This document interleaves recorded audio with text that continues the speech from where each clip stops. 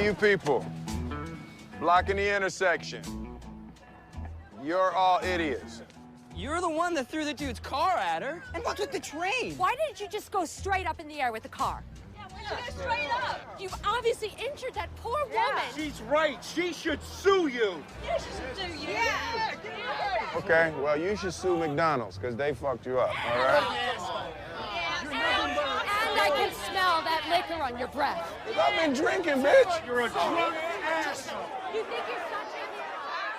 Welcome to the Superhero Cinephiles podcast. I'm your host, Perry Constantine, and welcoming back two returning guests, and that is Nic and Dani Baldwin. How are you guys doing today? We're good. I'm tired. Yes, doing very well. Happy to be back. Yes, well, congratulations, too. Since the last time you guys are here, you have had a baby. So how's it been so far? Well, I had a baby. Yeah, he's 4 months old already, which is wild, but it's been a journey. He's in a 4-month sleep regression, real cute, so that's why we're real tired. Yep. He's suddenly now much more difficult to put down, but he's been a really good kid and really well behaved for the most part. Yeah, and before having a baby, I didn't like babies. I'm still not I don't know if I like babies, but I love this baby. I'm obsessed with him, so it's been good. It's been a very interesting journey. Yeah, so far I would say it's been very similar, thankfully, Perry, to how you've described it, as opposed to some other parents before us who, you said it, the infant stage is actually kind of the preferred. It's basically just a poop tube. You got to make sure it stays alive. You got to put it down, but have long stretches, and you don't have to entertain your kid 24/7. Yeah, that has been largely our experience too. He is very well behaved, and therefore, you just feed him periodically, and there's things that come with that, and sleep him periodically, and things that come with that, but largely mostly good. I will also say he's apparently allergic to dairy and soy, which means I cannot eat dairy and soy. So I'm not having that much fun. And the U.S. food system is also something where you realize that there's a lot of things that shouldn't, or you wouldn't think would have dairy or soy, and they do. Like tortilla chips? Why do they have dairy? Really? Yeah. Tostinos, obviously. Wow. Yeah. So it's been a journey, but I'll do it because he's cute and I love him. Yeah. That's good. Yeah. I had the same reaction to babies as you, Dani. Before I had my kids, I'm just Yeah, they're gross. Yeah, they're cute, kind of, but yeah, they're gross. They're gross. They're just they're like, oh, so cute, and then it spits up all over you, and you're like, get this thing away from me. But yeah, and then my kids, now I'm just like, okay, I guess these ones are okay, I guess. And my mom was asking me after, a few months after my daughter was born, she's like, how is she doing? I'm like, how do you like it? I'm like, yeah, I think I'll keep her. Yeah, can confirm. We'll keep ours too. Yeah, definitely. Now, once they start walking around, that's a different story. That's when it becomes a challenge. And because mine, they found a way to circumvent every single baby barrier we put up at some point. Yeah, I'm not eager for having to baby-proof our house either. Yeah, yes, he doesn't move very much right now. So yeah, right now it's great because they don't move. But once they start moving, then it's trouble starts. Also, get home insurance. That's one of the things that my wife did, which she's very happy about, because Philip is now in the stage where he likes throwing stuff, and he's thrown stuff relatively close to our big screen 4K TV on a few occasions. So we have home insurance though. So if they break anything, then we get it replaced completely. So it's basically child insurance. Basically, essentially, yeah, that's basically what it is. They call it home insurance because it covers theft and natural disasters and all that, but you're basically doing it for the child. Oh, jeez, I didn't even think about that. I don't want to talk about home insurance because July 4th just happened, and it was the 1-year anniversary of our garage burning down that is related to house insurance. So. Ooh, wow. Yeah, someone burnt our garage down last year. This year, it's still standing, so we're doing well. Yep. Okay, well, you're doing better than last year. Okay, that's good. Seriously. Right? So before we get into the movie, what kind of stuff are you guys interested in lately? What's been grabbing your attention? What has been grabbing your I attention? think we said this last time we were on, but still The Traitors. We've watched every single episode of every single franchise that's available in the United States. Yeah, New Zealand, Australia. All the U.S. speaking ones. Nope, we can't get Canada for some reason. Yeah, but, what the heck, Canada? Yeah. What else? I've actually gotten you to start watching the X-Men movies.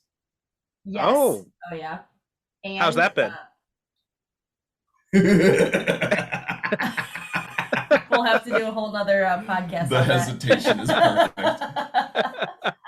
I like it. I like They're definitely a mixed bag. Yeah, I mean, some are good, some are very bad, and it's the same characters. It makes no sense. We've also been watching The Acolyte. Oh yes, Star Wars House. Has that been good? I haven't seen that yet. It's like Obi-Wan and Ahsoka. There are elements that I truly, truly love, and then there are elements that I think to myself, boy, I wish you'd have done that better. But, if it's the only Star Wars I'm getting, I'll take it. Yeah. And then me, personally, I'm very into luxury real estate shows right now. So there's Selling Sunset, Owning Manhattan, Buying London. They just show you like the most ridiculously overpriced houses in the world. There's a penthouse in New York that's $250 million. If you want to. And what? It's basically a studio apartment. Yeah, it's like 800 square feet. But yeah, I'm dreaming. One day we'll have a $250 million penthouse. Just one day. Just kidding. I've also been still enjoying things like The Boys and House of the Dragon for as long as Hayden is small enough that I can, in good conscience, have it on with him in the room and still, it's funny. I was thinking about this the other day because I was writing an email and I was talking about cyberpunk stuff and how my introduction to that was basically the first RoboCop movie back in '87, which I probably watched way too young, but but my mom thought it was okay because there was a RoboCop cartoon back in the '80s. So, and yeah, and I think about it, I'm like, yeah, I watched Alien 3 when I was like maybe 10 or something like that. So I watched a lot of stuff that way too young, and I turned out okay. Relatively okay. Whose opinion we going with there? Yeah. Just kidding. Yeah, we're not anti-screen time because sometimes you just need to go to the bathroom and you need something to entertain your child. So he's been watching a lot of Batman and whatever. Yeah, I've been watching Batman the animated series again, and then the new Superman. And he's also been watching a ton of Drag Race, RuPaul's Drag Race, to be specific, drag queens. And he loves them. my kids actually started getting into because I put on they're starting to get into some superhero stuff because I put on Spectacular Spider-Man animated series from a few, and they go apeshit over the theme song. They love that theme song. In fact, Helena now, she just wants to watch the theme song, so she'll make me replay it on YouTube like on a loop. But they also love Groot. There are like the I Am Groot shorts on Disney Plus, so they love watching those. So they're getting into superhero stuff now, slowly, little by little. Nice. They can both recognize them. Philip can't quite say Spider-Man. He says "Mama." That's adorable. I thought you were saying "Mama," like he calls Spider-Man Mama. No, he calls him Maman. I'm like, Spider-Man's like. And then he paused like, "Maman." I'm like, that's cute. You can just see him thinking, he's like, I understand the word man. That other word? No. So we're just going to say man. Like, yeah, 2 syllables seems to be his limit right now. So like, there's a Japanese superhero character for like kids called Ampaman. And he just says, "Appa, appa." Which is funny because he could say the man. He just didn't want to add it to the end. he can't get as soon as we add a third syllable, then he loses it. He can't get it. For my part, what I've been doing is I recently finished a rewatch of Veronica Mars, all 4 seasons and the movie.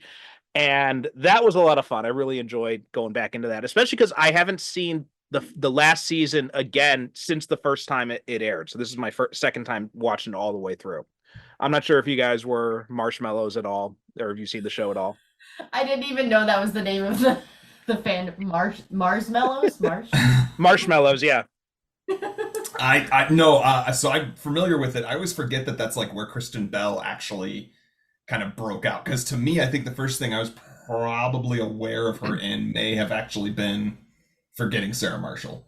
So that was actually the first thing I saw her in too. I came late to Veronica Mars. Like when the movie came out, I saw the trailer and I'm like, oh, this looks pretty interesting. And then buddy of mine, Thomas DJ, who we worked on the comic with together, he was a huge fan of it. So I'm like, all right, well, let me go check it out then. So I tracked it all down. I watched the first 3 seasons, just binged them like right away because they're really good. And then after that, I watched the movie, loved the movie, and then when the 4th season came out on Hulu, I was all in for that by that point. Yeah, I've heard good things. It's like a mystery type of show, right? She's a detective type of person. Yeah. If you think of, do you know the movie Brick with Joseph Gordon-Levitt? Do you remember that movie? Yes. It's like barely in my memory because I never actually saw it, but I remember. Okay. Well, yes. if you knew that, this comparison won't work so well then. But Brick, it's basically, it's a detective story, but it's set in a high school. And that's essentially what Veronica Mars is, except a little bit, it's got a lot of serious stuff in it, but it's also got, a little bit more of a lighthearted bent, whereas Brick was just like straight up noir. This is noir, but with a little bit of humor thrown into. So it's kind of like it's like very similar to like kind of how the way Buffy approached like the horror genre. Veronica Mars kind of approaches like the mystery genre in a very similar fashion. We should add that to our list because I feel like you like mystery stuff a lot more than I do. In that, I do, yeah. The first season especially was amazing. The 2nd season ends on a real downer, which a lot of fans hated, but I thought actually kind of worked kind of perfectly. Even though I hate it and I love it at the same time. That makes me very curious. My interest is piqued. But anyway, today we are going to be discussing Hancock. So last time you guys came on, I was so happy that Dani was here because for once we got to watch a good movie. We got to watch Wonder Woman. And I said, Dani's got to come on all the time because then we'll always watch good movies whenever Nic comes on. And then sure enough, Nic made it worse again. So I gotta say, I picked this movie and then convinced Danielle afterwards to come. So in her defense, it's not that she had any sort of say in it. However, and I think Danielle will agree with me, I was describing my feelings about this movie are actually such that I would say it is like every other movie that I have picked for your podcast, Perry. It has been one that you can see the movie that was there that would have been very good, and it just doesn't reach it. The difference to me is all of the other movies are very far away from reaching it. I think this one's pretty close. I think it stumbles at the end, in my opinion. Yeah, I think after we were done watching it, you said something about how this was almost a perfect superhero movie and then the ending happened. Or was that... No, it was me. I was quoting something I'd read on Reddit where somebody said, like, never have I had, the feeling of a single movie where I thought it was a perfect movie and then by the end of it thought it was like the worst movie ever or something like that for both in the same movie. So when it ended, I was like, I like that. And then when I stopped and thought about the movie, I was like, hold on a second. Something doesn't add up here. Lots of things don't add up. Yeah. So, but I take it you're not as big of a fan because you had not seen it before. Is that correct? No, I had seen it before. I'd actually saw this in the theater when it came out, and this was like because this was a big summer. This is the summer of 2008. So that was when we had Iron Man and The Dark Knight, and that was also the summer right before I came to Japan too. Like I came to Japan at like the end of July, so there was like all these amazing movies that I watched before I came here, and I thought Hancock was going to be in it because the trailers looked really interesting and I was really keen on it. But then when I saw it and like the first half of it, okay, I'm into it, right? The whole idea of him is like this alcoholic superhero who's, he's like alienated from everybody, but he wants to help at the same part. And that alienation like drives this kind of cycle of self-abuse. I'm all in. I'm like, okay, this is a really interesting concept. This is really cool. And I was thinking too, when I was rewatching it last night, like the opening scenes when he's going around, he's drunk and he's saving people, very similar to what happened to Iron Man in the comic books when he was, flying around in the suit drunk and struggling with alcoholism. And I'm like, okay, there is something here where this idea of a superhero battling alcoholism or addiction or all that, there's something really interesting there to explore.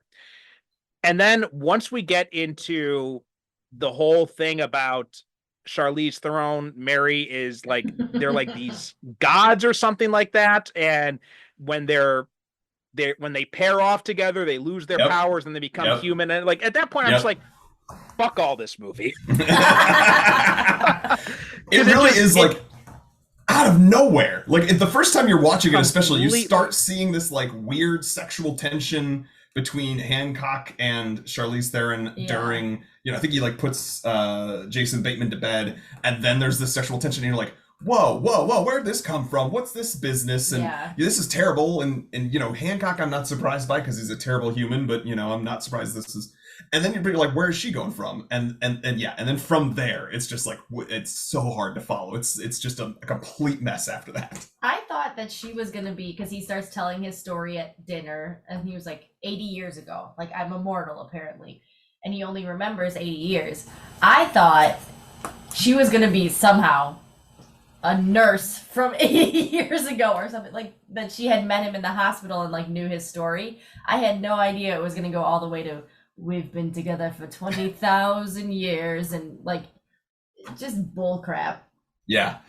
And even that, I would argue, there's kernels of things that I could have seen making sense or could have been a good movie, but it's a different movie than the one that was the first half, like you're talking about, Perry, where it's like this brand new invincible person battling with alcoholism and battling with identity and all of that jazz. Like that is a totally different movie from this other weird movie about the two of them trying to find each other, or they're two super beings, and then that doesn't even include the fact that like the rules for whatever their powers are, or the fact that they start storms or something when they're close to each other, like just none of it tracks or makes any sense at all. I think the idea of a superhero needs a PR team is fascinating to me. Like, I loved that piece of it. He's down on his luck. He's got a lot of powers. People need him, but are mad at him because he's an asshole.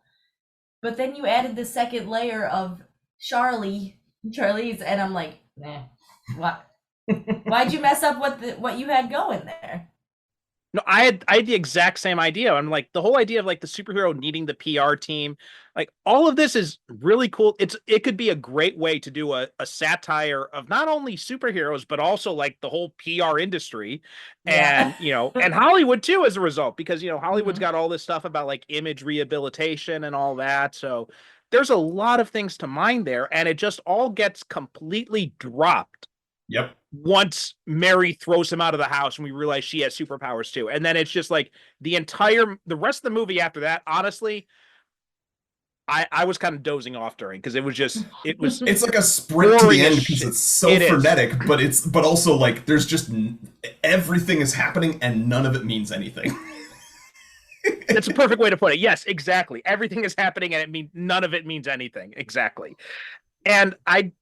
And the funny thing is, I got to the end too, and I saw the credits.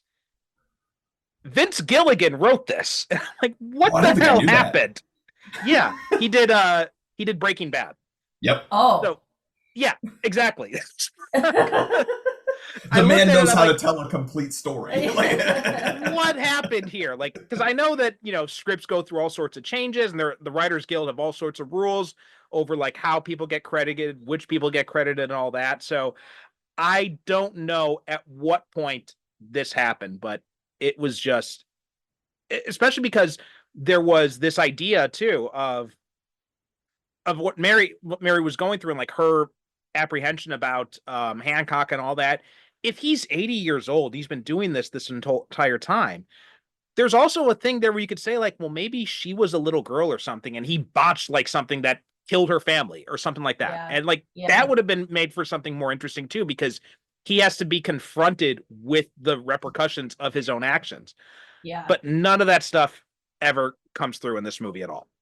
Yeah, and then the choice to have them like connected in that weird way, and there's like some beautiful sentiment, some of that idea, or they have these great messages, and I even have something written down because, I mean, our podcast, In Love with Movies, and on just sort of our lives, we often talk about sort of the necessity of romantic relationships and the beauty in having to be vulnerable. So there's this gorgeous message of like the metaphor that all of their species, whatever they are, pair off, and like the sort of they have to be mortal. They have to become vulnerable in order to experience love. And you think maybe that's where it's going, because again, that's a beautiful, powerful sentiment. And then you're like conflicted because you're like, well, but I like Jason Bateman, and there seemed to be a thing here.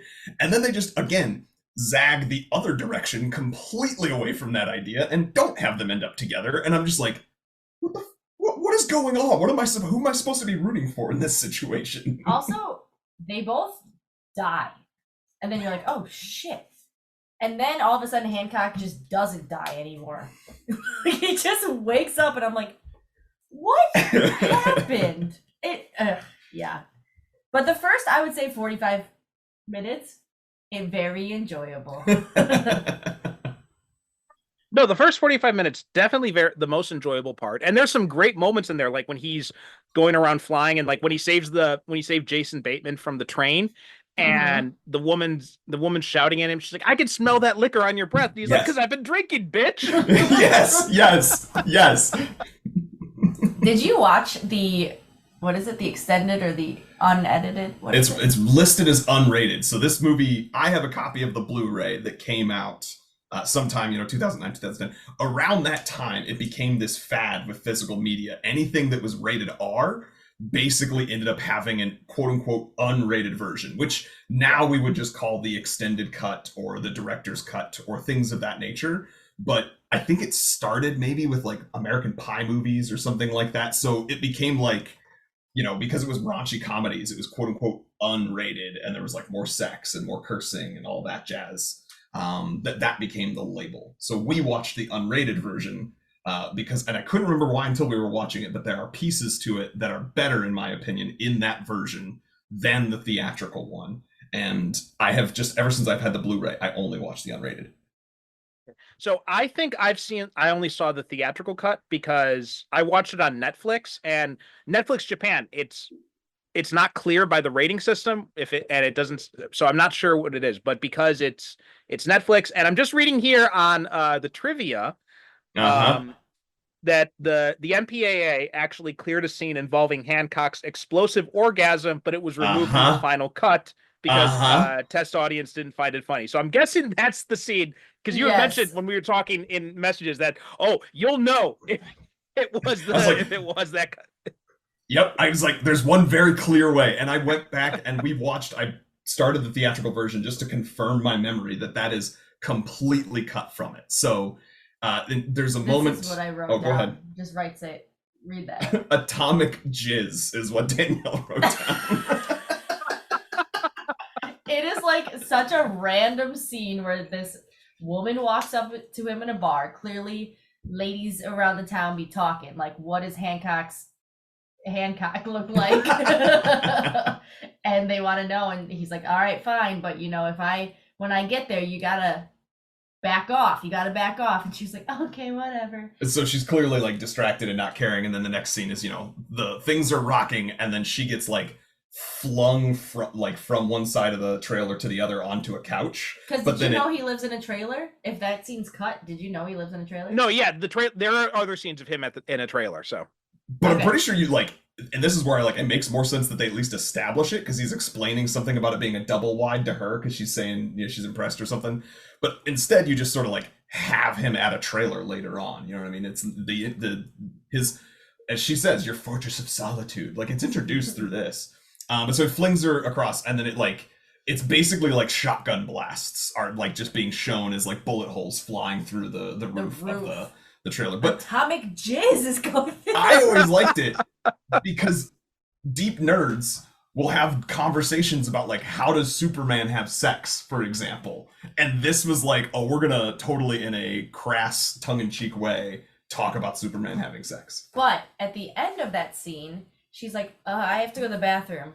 And then he starts talking to her maybe about like going on a date, whatever. And then he opens the bathroom and she's gone and he sees her driving away. And I think that's a really good example of like, he truly is so lonely that no one actually really wants to be with him. Like, she truly just wanted to see she wanted to be able to say, his dick. I was with Hancock's Hancock. Yeah, exactly. Yeah. No, I think that would have been a great scene to keep in the movie. And I think that scene kind of shows, versus what we got with the rest of the theatrical cut, shows like the problems with this movie in a nutshell, where it is addressing these problems of superhero stories. Like, yeah, like there was that, like you said, the whole Superman thing. There was a whole scene in Mallrats where they debated this. Yes, they talked about how the only way you could bang regular chicks is with a kryptonite condom, but that would kill him. That's so stupid.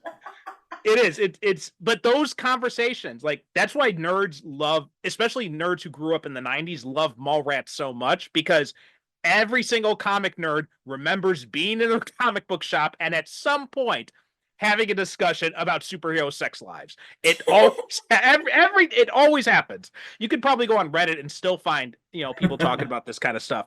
But there was even an essay written in Playboy, like a very serious essay. It was called "Man of Steel, Women of Kleenex," where talking about the problems of Superman having sex. And that's kind of become, we talked when last time Nick was on Solo, we talked about Superman 2, and in the theatrical version of Superman 2, they show him and Lois having sex, but only after he gave up his powers. Whereas, so like Spoiler for decades, for a movie that's like what, over 40 years old. I was just gonna say. But I think that's probably like the start of it, where this all started. Like, well, Superman can't have sex with regular women because of that scene. But if you watch now the Richard Donner cut, he actually had that scene before Superman gave up his powers. So, and then now we've gotten stuff with like Smallville. He has sex on Smallville, and Superman and Lois, obviously they have sex. They've got 2 kids, and they show scenes of them getting intimate with each other. So obviously that thing is, or Batman v Superman, the infamous tub scene. But we've seen stuff now where this stuff has been kind of like saying like, okay, yeah, he can have sex, deal with it. It's just part of the suspension of disbelief. But that is an interesting part of Hancock. And I think that would have been a good scene to include in this movie, as opposed to basically the entire second half of this movie, I think could just have been cut out. And if you just made this, like an hour-long movie about an alcoholic superhero who then he finally redeems himself by going to prison and, putting on the suit. And then he goes, I think you could have ended the movie right there. I would have been so much more happier with it. Cut from him, like, putting those guys in prison in that one situation, and then cut to him, like, at the end where he's phone calling them and they're on the boardwalk as a family and he's, like, patrolling in New York or wherever he is. Like, yeah, right. Literally just, like, everything in between there, edit that, and now you're good. Agreed. Yeah. So we're going to come right back. We're going to take a quick break. We'll come right back, and then we'll talk a little bit more about the movie. Since you're listening to this show, I already know you love watching superhero movies and TV shows, and you just might enjoy superhero comics. But how about superhero novels? I'm giving away 2 free superhero novels and 1 free superhero short story. Visit percivalconstantine.com/SCP to get access to Vanguard, Heroes Forged, the first novel in my own Avengers and X-Men inspired superhero novel series, and Ronin Born, my cyberpunk superhero novel set in a futuristic Japan. I'm also throwing in Fire and Lightning, a free prequel story to my new Power Rangers inspired superhero series Omega Knights. So visit percivalconstantine.com/SCP, those are just the letters SCP, to get started, or click on the link in the show notes. And now, on with the show. All right. So another thing that jumped out at me was the superhero suit that he wears. And the fact that you guys have been watching the X-Men movies is actually kind of perfect, because as I'm watching this, I wrote down in my notes, I'm like, the suit looks like it was a reject from the X-Men movies. Absolutely, it does. Yeah. Because isn't there a line in X-Men where it's like, would you want our suits to be yellow? Right? He does say, yeah, would you expect yellow spandex? Which is funny to me because that's what the X-Men wear, right? Yes, and specifically Wolverine. Yeah. And in the new Deadpool Wolverine movie, which is the only reason I convinced you to watch the X-Men movies, he is in, it's not spandex, but he's in like the screen accurate, effectively, version of that same costume from the comics and everything. But yeah, instead it was the like leather with lines, and then like the like bizarrely obvious big huge eagle stitched on the back. Yeah, Hancock didn't really have a reason to put the suit on or even turn good. I don't know. In jail, he just like for a long time pass, and then one time he says, I have a drinking problem, and then he's cured, and like, I don't know. That part, they could have done a lot better. Well, yeah. Oh, absolutely. Yeah. I mean, that part was so. I actually stopped and I'm like, did I miss a scene here? Because that was when I was starting to check out of the movie, and like, so like I like went back and I'm like, no, I didn't miss anything. It's exactly how it went. It was just, yeah, he just like comes in, he's like, yeah, I got a drinking problem, and that was it. And then next thing we know, oh, the chief of police needs your help with something. It's like, well, first of all, why the hell would the chief of police even go to him anyway? Because he knows he's in prison. I'm like, come on, none of this makes any sense right now. So it's just like all of this feels like we are jumping ahead several steps because we want to get to this Mary. This forced story with Mary. Yeah, and I'm willing to give a lot of suspension of disbelief that like the whole idea of what Jason Bateman's character is trying to say is like, you know, I see you, Hancock. I see that you put up this facade. You're putting up all these defenses, and you're clearly miserable because that's why you're actually an alcoholic. You try to help people. You can't help yourself from trying to help people because otherwise, with how angry people get with him, he could just not. You know what I mean? Like, he doesn't need to stop a train. He doesn't need to stop, you know, bad guys. But he keeps doing it because there's like this something innate in him to want to do it. He just wishes people liked him for it. So that idea, and the idea that the cops would eventually sort of realize, oh, there are certain situations where we need to bring him in, i.e. the weird, you know, bank robbery, whatever. I'll put all of that suspension of disbelief aside. However, the sort of, even if you didn't need to have his character have much character growth for the police to need him, seeing that character growth would have been far more interesting than the garbage that we're rushed to with this weird situation at the end. So, like, yeah, stretch that scene out or that sequence out, have more of his character growth, have more wrestling with the idea of what it is to have these superpowers, wrestling with the idea of being the one and only person like yourself. Maybe you never even explain or explore the real reason. Like, you get his story from, you know, 80 years ago, but you don't have anything about what came before that. Leave that for a sequel. God knows they would have been barking for a sequel back in the day if this, you know, had kind of done well enough. Leave that for something else and instead have a good character exploration, but they don't do that. Yeah, especially because you have Will Smith, who is a fantastic actor. Like, this was Will Smith in his prime, and I think he did the best with what he was given, but he was very just like flat instead of what he could have been, which, like you said, was like burdened by whatever happened in his past, and then having him go through that and wrestle through it and then become a superhero rather than it all had to do with a love relationship. Yeah. Again, where she was close to him the whole time and there was no issues. What are the rules? What are the rules of this thing? The rules don't make any sense. They do not make, especially because they get everything. Everything gets superheated when they're around each other too. Like, I'm like, well, then how did they lose their powers then if they're always superheating the environment around them? All of it just feels like it was written by committee, right? The whole idea of like how, oh, we can't have this sex scene in there because that's going to knock our rating, and then we can't have the PR guy be too slimy because that's going to, you know, alienate audiences, or that's going to alienate, you know, our advertisers. All of it just feels like they had this idea and they maybe had a really good script in place at first too.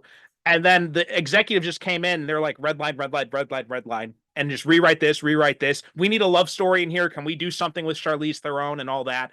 And that's really what it feels like, especially because, Nick, you were saying about how the whole idea of him, you know, he wants to help people, but because he's reckless, that, you know, he ends up pushing people away, but he still wants to help them. And the fact that people hate him, that drives him to drinking, which makes him more reckless, and so on and so forth. Okay, great.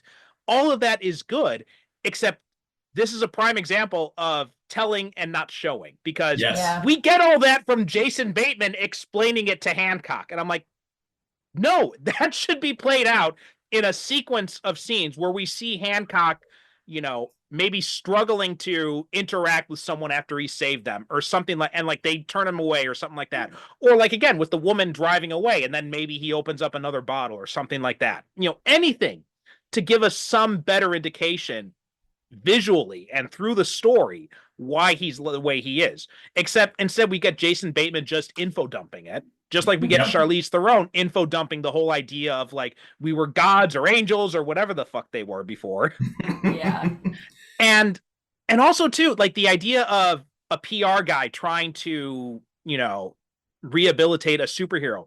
Great idea, terrible execution. Because imagine it this way, like instead, because right from the start, we're shown Jason Bateman as like this PR guy who cares, who wants to help the world. And I'm like, bullshit. Nick, I know you're kind of involved in this kind of area, so no offense, but when you think of like PR guy trying to take advantage of a superhero, the best way to do that is make him like a smarmy PR guy who's trying to take advantage of a very clear situation where he's like, oh, I can make my bones on this. But maybe they learn from each other then. Yeah. Which would have been a more interesting story. Much more interesting story.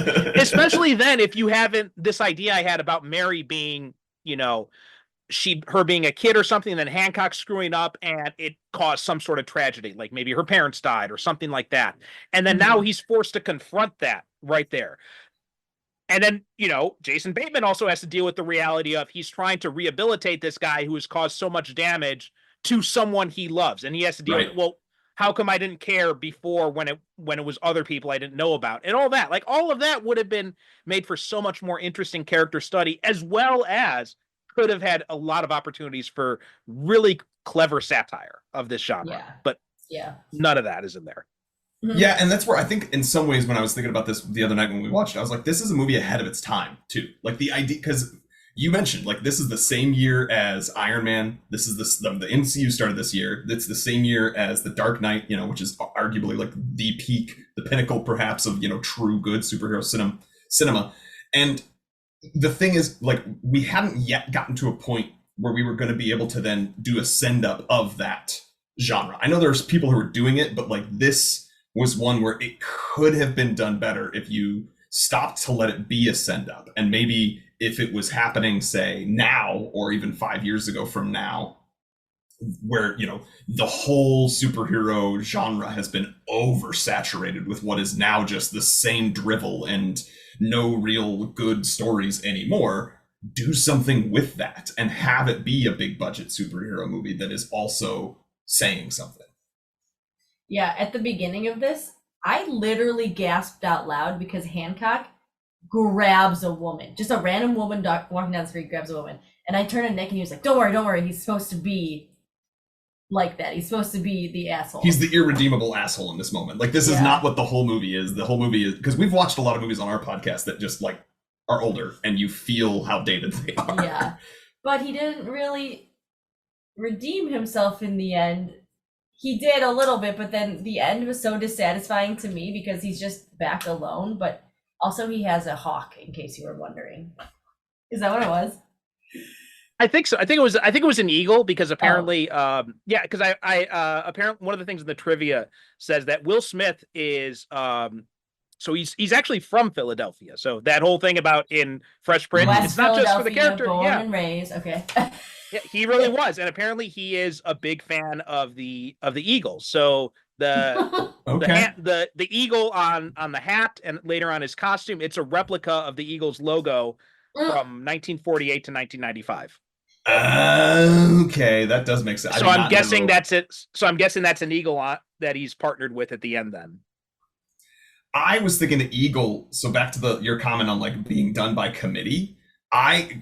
You're absolutely right. We talk a lot too of like, there's lots of movies that exist where they've like clearly had a romance plot or a love triangle plot just like crammed in there because somebody decided that's what people want, whether that's accurate or not. Mm-hmm. And that does feel very much like what is the case here.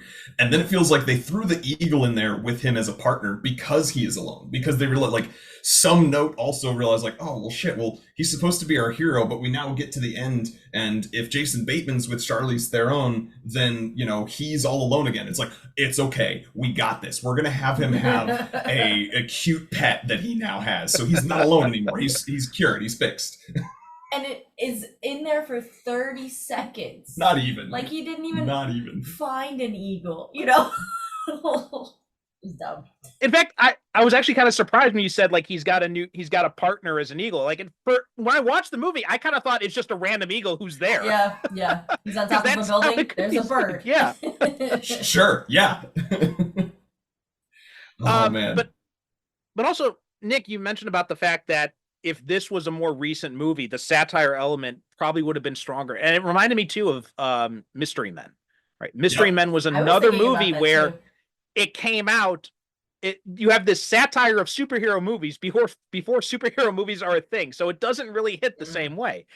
And now you've got things like the Deadpool movies are arguably satire, I'd say, in a big chunk, and I think they do a great job of satirizing a lot of stuff in superhero films. Seems like we're gonna get more in that in Deadpool and Wolverine. Which by the time you guys listen to this, maybe I've already seen it, because my wife and I, she's planning to take the day off so that when the kids, and I've already got summer break during that time. So the kids are going to be in preschool. We're going to go to the theater to see it. Hell yeah. Awesome. But yeah, this seems like a weird time to do a superhero satire before the audience really understands what a superhero movie is. Because this is still, like, imagine, like, this is before the destruction porn of Man of Steel, which came out in 2013. And there are all these debates, even still 10 years later, 11 years later, about, how much was too much for all that kind of destruction in a superhero movie.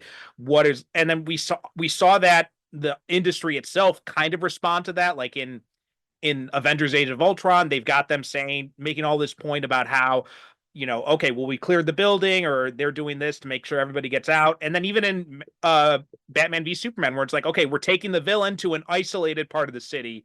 So they made an effort to kind of, intentionally discuss that in the movies. But we've never seen that really addressed in a satire. And with all the destruction Hancock's causing at the beginning, that's a perfect place to do it. I mean, the fact that he's got all these lawsuits about him, we should see some of those lawsuits playing out. Any of that would have been a lot more interesting, but all of that just gets completely forgotten. Again, once the whole forced romance stuff and her she throws him out of the house. After that, all of that just completely gets dropped. It feels like the other note that they probably got was, well, if we're going to have a big budget superhero movie, don't we have to have a big budget superhero fight?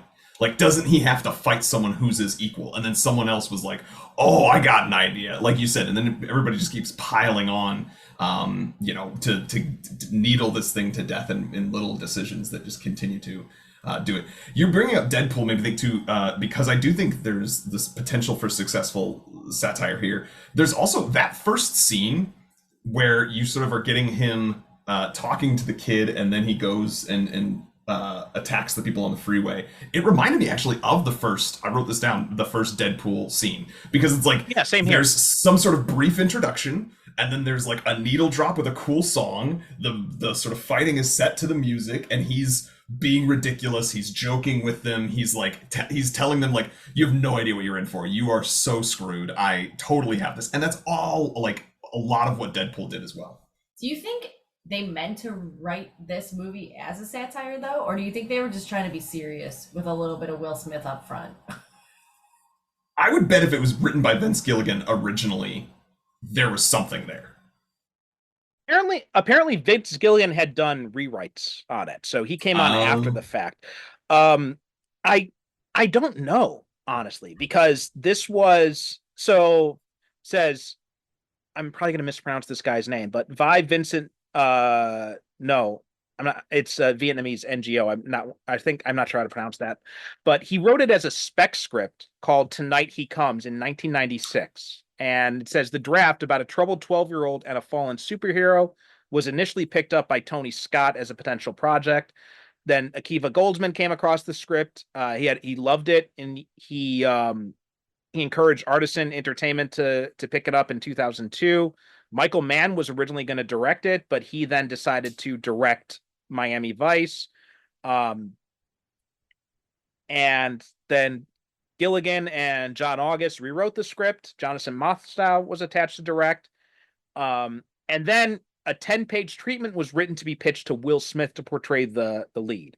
So I think a lot of the changes probably happened because they were aiming for Will Smith, because Will Smith's got this image of like, kind of like this good guy character, right? So and especially at that time.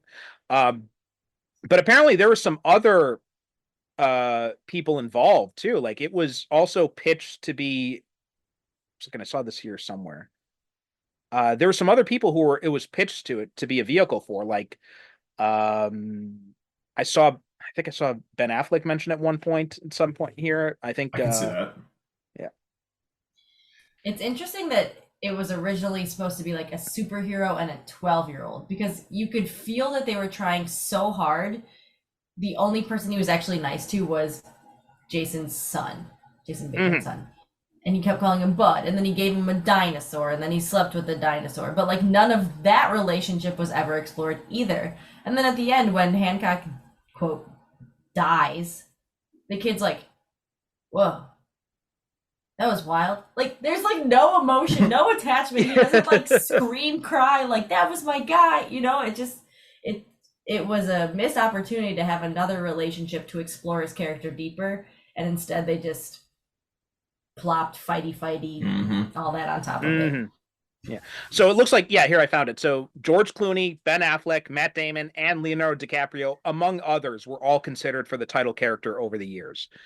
Honestly, I think this would have been really interesting with Clooney in it. I think he would have done a really interesting job playing that type of role.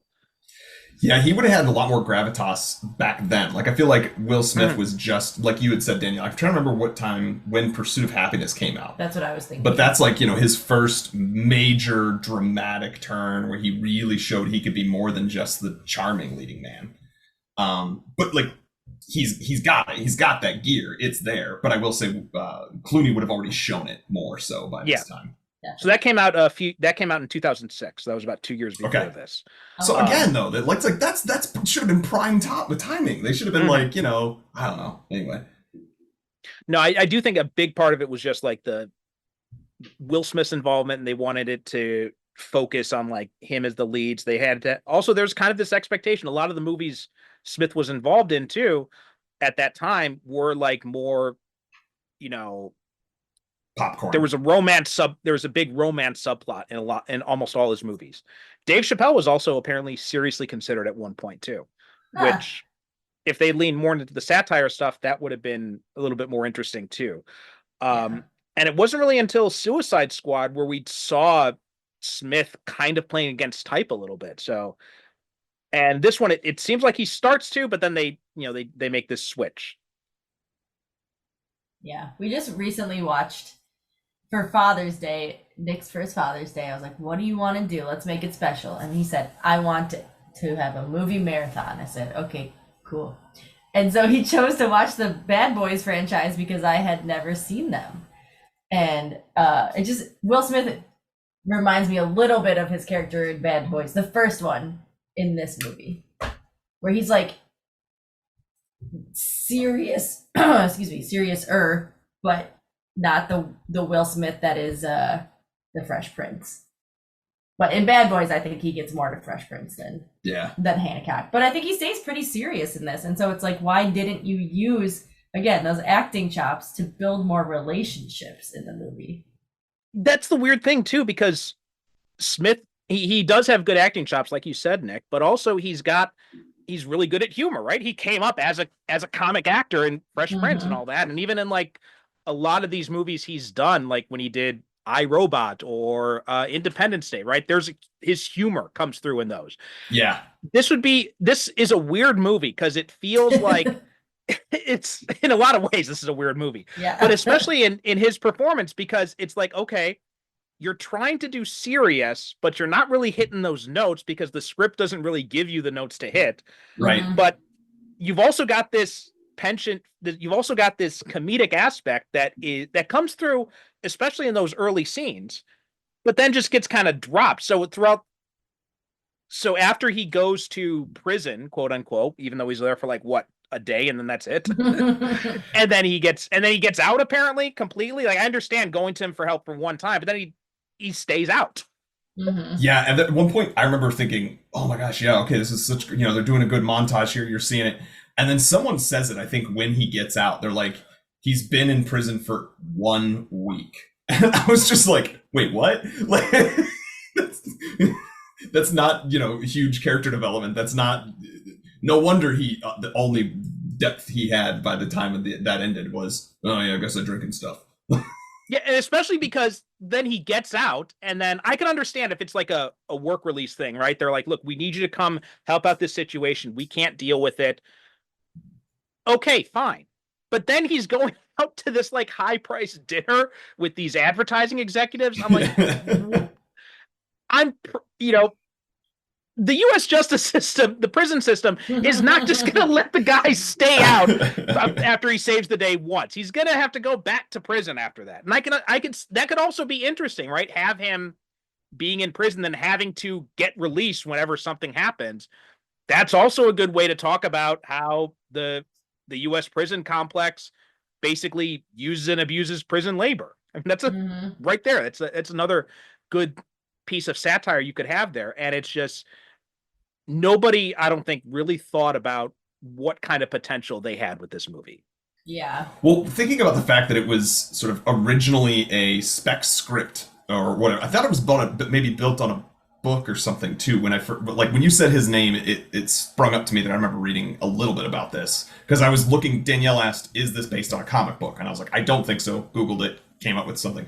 Either way, 1996 to 2008. That's 12 years of this thing bouncing around Hollywood. And as you alluded to, Perry, that means that every year or two, there's someone new who gets their hands on it, writes up a different, version of it, or does a different treatment, or, writes a couple of pages of jokes here and there. And so it's that length of time. And during that length of time is actually when we see the dawn of superhero movies. So it's like it existed before a truly good superhero movie had existed.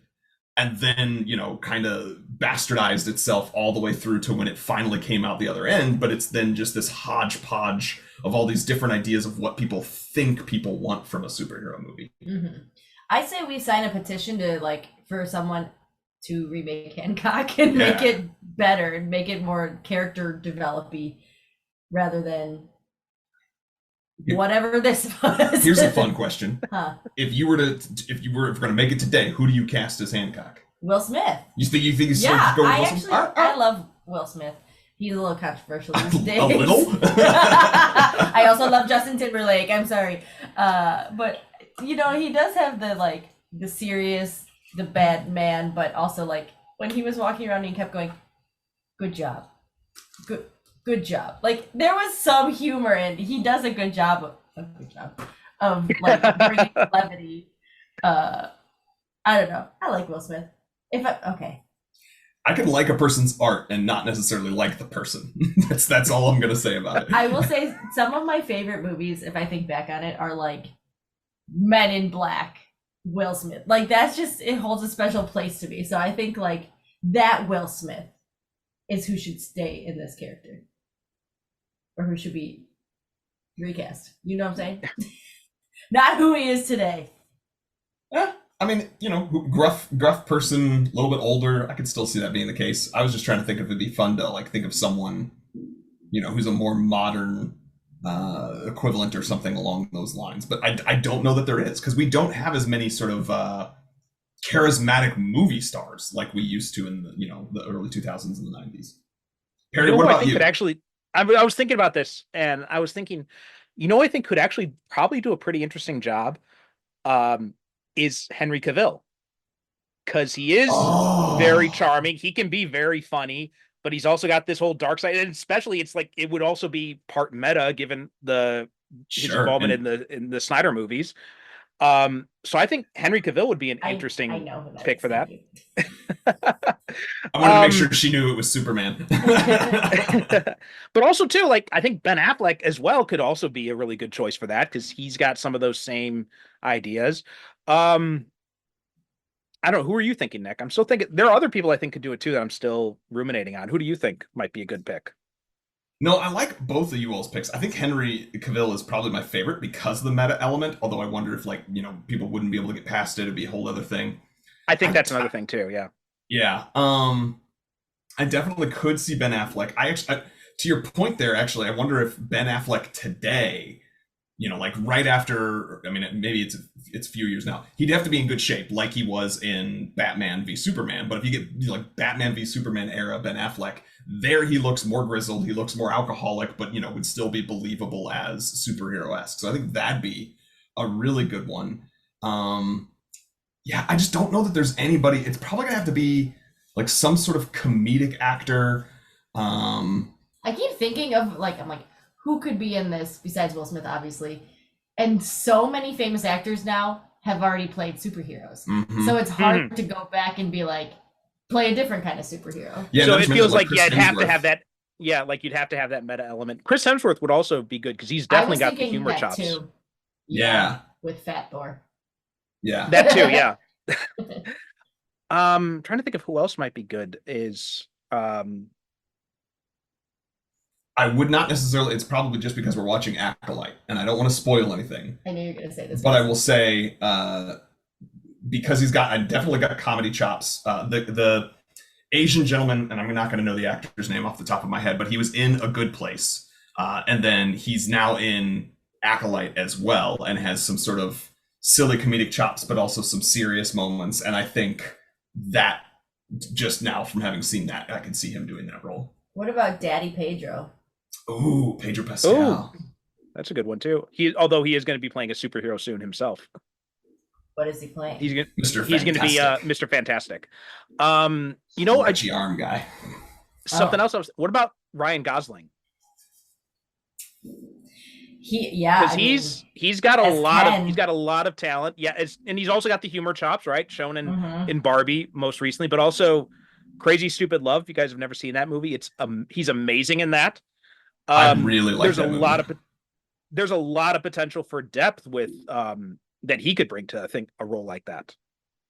Yeah, I'm wondering if he would be able to, believably, and for me, pull off sort of scrungy alcoholic.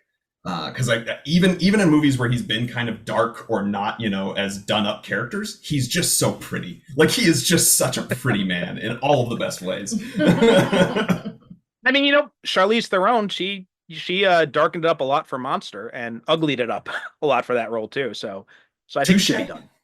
Touche. Makeup's an amazing thing. Yeah, I think that's the best, and especially too when you're going back to the satire of it. I'm thinking about, you mentioned The Boys, and I've watched only a few episodes of the latest season. I haven't seen all of them yet, but that's a great example of superhero satire right there too. Like that, they're doing amazing stuff with that. Yeah, and in a lot of ways, Butcher's character, who kind of gets superpowers briefly at some point in I think season 3, is kind of well, I mean, there's another great example is Carl Urban. Yeah, I mean, I'm increasingly impressed with the way he's able to portray all these different types of characters. Sorry, now we're just gonna go down a rabbit stuck, hole. yeah. Timothy Olyphant. I know he's kind of old, but he plays gruff really well. Old might actually work in his benefit too, because then you've got this idea of this kind of like old, washed up superhero who is, I mean, obviously, if we're gonna have white guys in this role, I don't think it should be a remake of Hancock, but some other type of superhero satire like we're thinking of. I think any of these guys could make something really interesting. Yeah, agreed. Yeah, and I think that's what because obviously your whole podcast is about superhero movies, and we're in the sort of tail end maybe of the golden age, but I'm hoping that there'll be a revitalization. And I think what needs to happen is there needs to be things like that. I think when we stop and think about it, we haven't actually seen a really good satire or send up in a movie. Now it's like you said, The Boys, it's happening in some places on TV, but I don't know. I think a good movie. And Deadpool kind of straddles the line between being an actual superhero movie and being a satire of it. Yeah, I think you're right. I think not only having some more send-ups of it. Oh, I just came across another name. Colin Farrell. Is he British? No. Irish. He's Irish, yeah. Oh, I wouldn't have thought of Colin Farrell. Yeah, me neither. I would have thought about him more at this era, like at the time that this movie was out, more than I would think of him now. But do you look at? Have you ever seen the movie In Bruges? It's no, but I know of it. I've seen. Yeah, it's it's a really good movie, and he plays like this alcoholic hitman who's like, you know, racked with guilt and all that. But he's also really funny in it too. Okay. So I think he'd also do a really interesting job, especially because he's kind of like had his star turn and now he's just kind of like doing stuff that he wants to do. So I think something like that could be very interesting. I forgot about him. I think most people did, because he just hasn't been doing. He hasn't been as high profile as he was since like the aughts. Yeah. I do think the age thing could work for it though, if you had someone a little bit older, because I think it would, yeah. Theoretically, be someone who's been around literally for millennia, as 20,000 years. Which I think that was one of the things I actually like about this movie is the idea of sort of, we've heard that before, like modern myths are superheroes, right? Like, so our stories about the gods and everything like that, like our comic books is our version of that, right? Our modern mythology. And so I like something about the idea of sort of we're all telling the same story about these people, these supernatural beings, and it just, we all have different ways of labeling it, but it's all actually the same supernatural beings that we're all seeing and giving different names to. I thought that's a cool idea. And again, something very neat that they introduce and then do nothing to explore. Yeah, like have that be the case where he is an ancient being, but don't have him also have to deal with not being physically close to Charlize Theron. Okay, we're kind of just wish casting now, so I think it's a good time to just kind of wrap things up. Although if any studios are listening, I would love to write the version of this movie that is actually an interesting satire. Yeah. But anyway, guys, you have anything final you'd like to say about Hancock? We just didn't even touch on some of the dumb things that happen. For example, Michelle. I literally haven't. I was gonna say is we have to like him throwing that kid in the air. It was the one thing I had to make sure we talked about. I couldn't understand a word that kid was saying. His fake French accent was awful. But Azul, and it took me 3 times. What is he saying? Azul. That's why they had him repeat it so many times. Yeah, and then when Hancock, because he's a whole new person, because jail.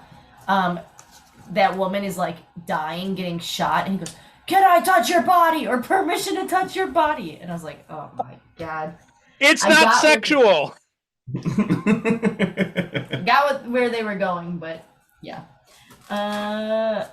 And are they brother and sister? Did they at one point say that they're brother and sister, Mary and Hancock? So this is yet another. She says that. She says we're brother and sister, and he says I don't believe you, basically. And then they're husband and wife.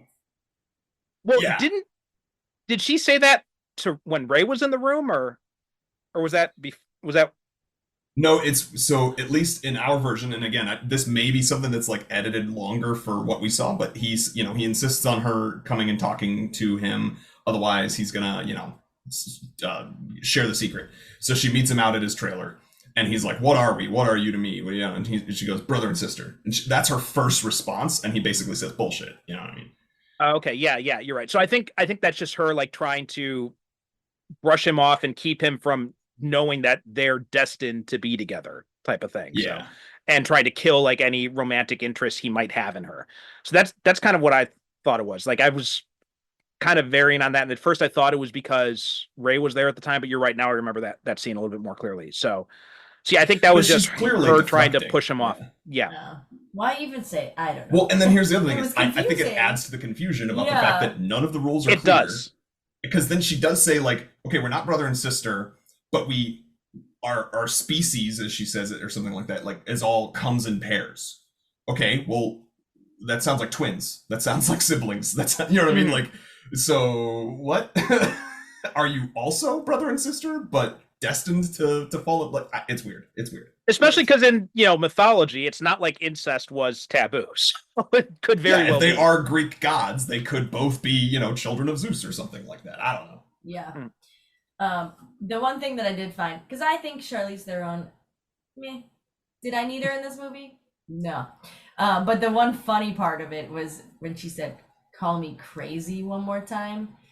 As a woman, that is very much like, I don't know about you guys, but if you get called an asshole, I don't know if that triggers you. But if someone calls me crazy, I'm like, that's my trigger. So that I felt that hard. That was the most realistic piece of the movie. I understand that. I'll go from that to the most unrealistic piece of the movie. Jason Bateman is the one who kills the bad guy at the end. No, that's actually not as unbelievable as, but I think it's a great comedic payoff where he eventually literally puts someone's head up another person's butt. Oh. That was priceless. That was fantastic. Yeah. I think that's all I had. Yeah, in summary, just with a lot of movies Nick picks, there's a lot of like missed opportunities in this. Yeah, you keep asking him back. I don't know. You know what? I don't know how to quit him. It's same. Yeah, he drives me crazy, but it's also a lot of fun. They're more interesting to talk about. We've talked about it. If we picked, some amazing movie, we'd just be sitting here the whole time being like, that was awesome. They did a great job. This is fantastic. There's nothing I would change. That is true. Like we talked about, my favorite example of that is Mask of the Phantasm, where we had Adam Lance Garcia came out. It's like, wow, this movie is really awesome. Yeah, it's really awesome. It's like, so what else are we going to talk about? So there's something to that. True. Guys, this has been a lot of fun. Thanks so much for coming on. Even though I didn't enjoy watching the movie, the discussion is always very enjoyable, at least. So why don't you tell people where they can find you? You do it. Me do it? You do it. Danny and I have a podcast of our own together. It is called In Love with Movies. That's the words in love, comma, with movies.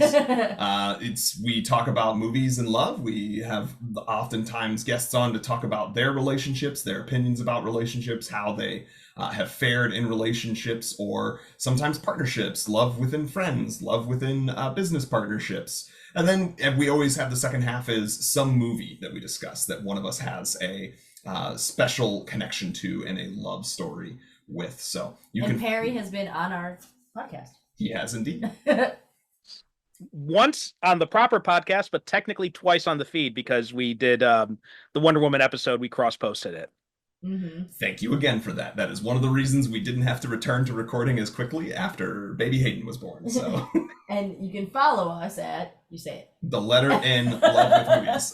I never know our handle. At N, Love with Movies. That's all one word, but the letter N, Love with Movies, and that's pretty much every social that exists.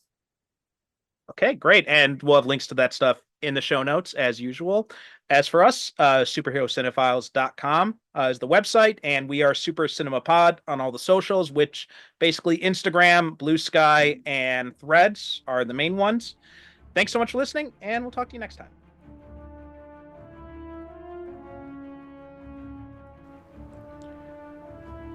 Thanks for listening to the Superhero Cinephiles podcast. Superhero Cinephiles is produced by me, Percival Constantine. The show is created by myself and the late great Derek Ferguson, our host emeritus. Visit us on the web at superherocinephiles.com to listen to past episodes or find out how you can be a guest yourself. Support the show by visiting our advertiser links or click the Buy Me a Coffee link on the website to make a one-time donation. We are Super Cinema Pod on both Instagram and Blue Sky, so please be sure to follow us. We'd also appreciate if you could rate and review the show on Apple Podcasts and share us with your friends.